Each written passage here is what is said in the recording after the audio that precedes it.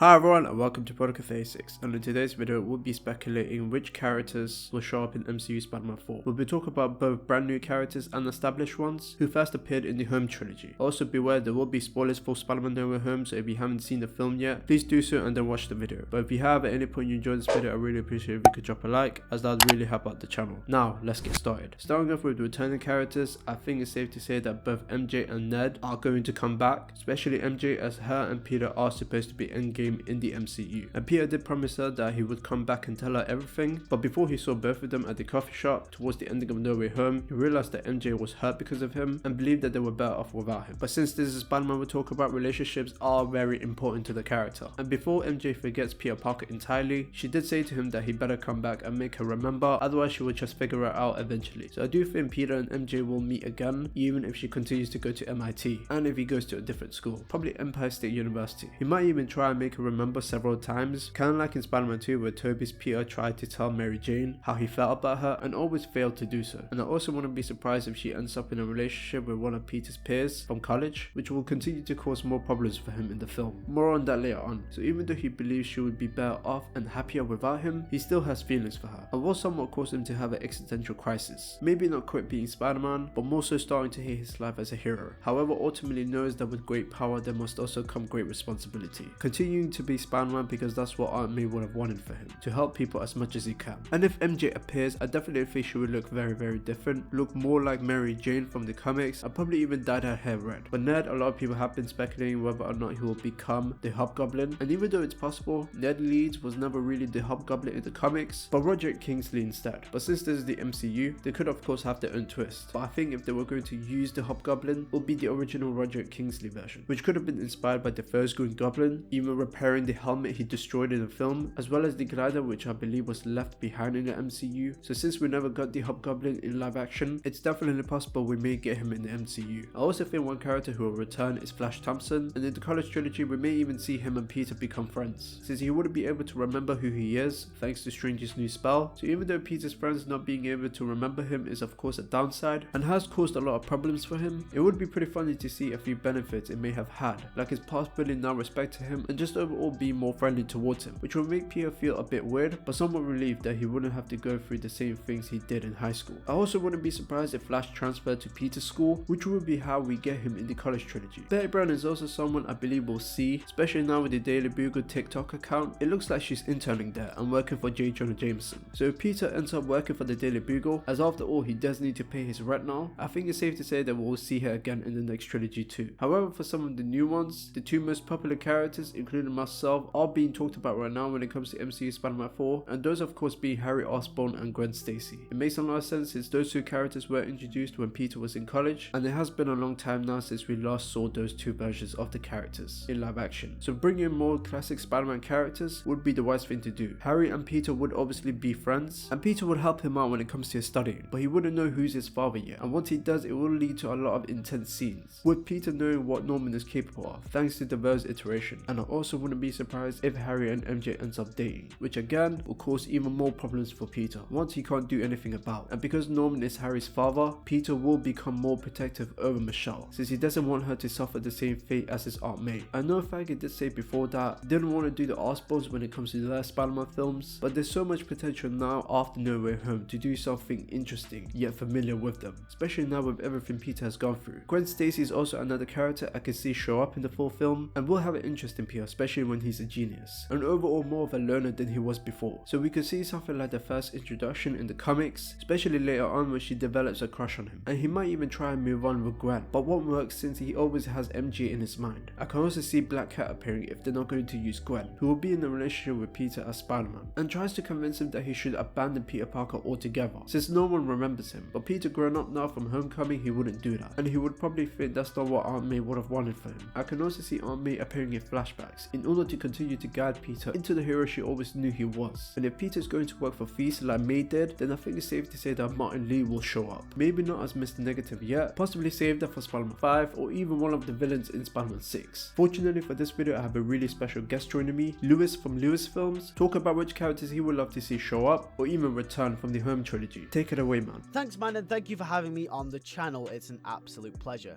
Along with some of the characters you have already mentioned like MJ, Ned, JJ, Harry, Gwen, Gwen, etc., I think one that I would love to expand your point on is Mr. Negative. He's a villain that we've rarely seen in Spider-Man media and was popularized by the 2018 game Marvel's Spider-Man. Mr. Negative, also known as Martin Lee, is one of those villains which could carry a very grounded story for Peter Parker, and since we have just returned to those roots of the character post No Way Home, what a better villain to have in MCU Spider-Man 4 than Mr. Negative.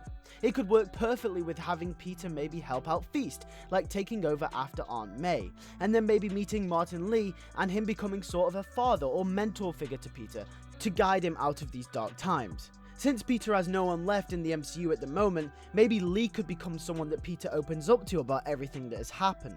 And in the process of them becoming close, possibly Lee opens up to Peter about some shady dealings he's been doing, which could lead us into a very nice Mr. Negative story. And what would a Spider-Man story be without that good old Parker look?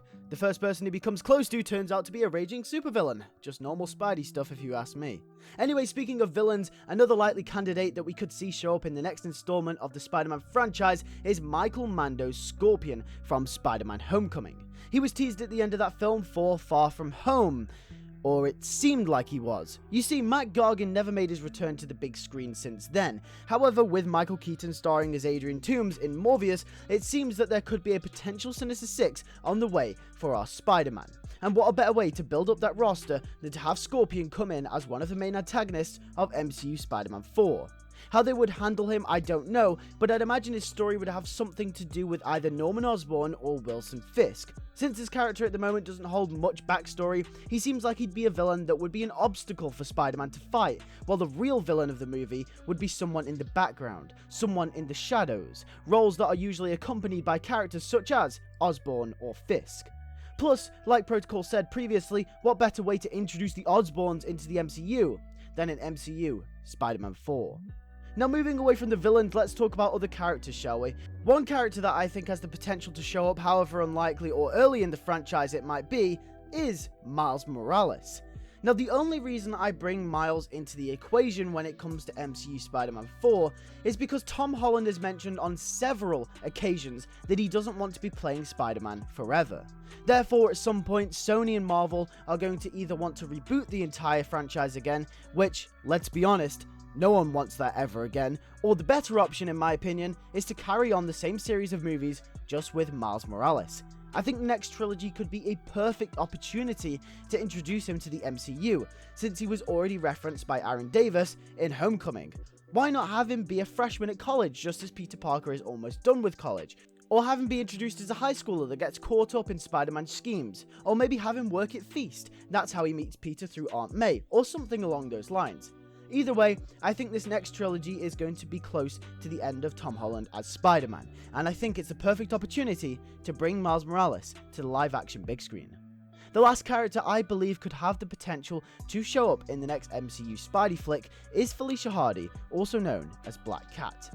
The Black Cat is a massive part of Spider-Man's mythos, which is why it's even more surprising she's never made her debut appearance in a film. TASM 2 doesn't count. I can see this going one of two ways. The first way, which I believe to be the most obvious way, is to introduce Felicia Hardy as the new love interest for Peter in this movie, and have her be a college student which Peter meets in class.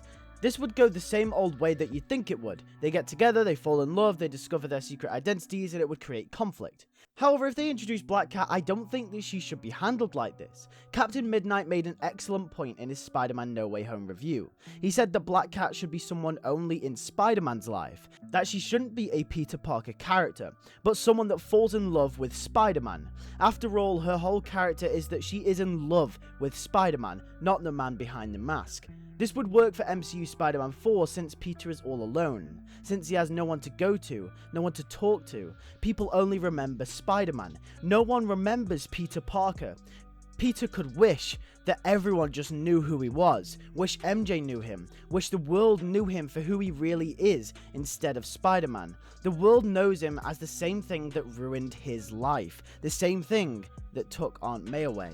But because of that responsibility, he can't give that up. Imagine that. This fact, this reality could tear Peter apart from the inside out.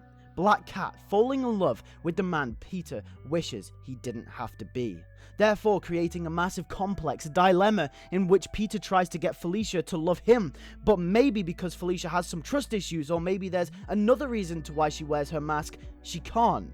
She can only trust people who wear masks, thus making them people that love each other, but people that are never allowed to love, who are incompatible. Black Cat could bring this sense of vulnerability to the character of Peter Parker, and the story could be immaculate.